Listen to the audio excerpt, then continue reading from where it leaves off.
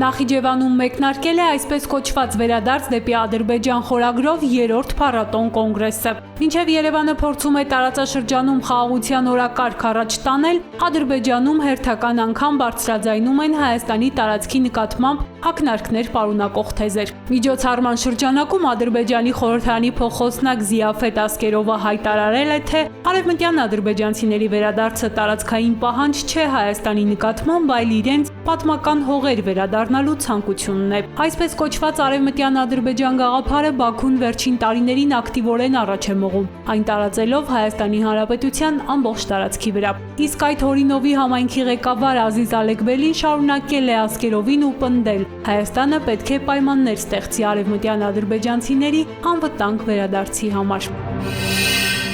Բաժանորդագրվեք Արմատ մեդիայի ալիքներին YouTube-ում, Facebook-ում, Instagram-ում և Telegram-ում։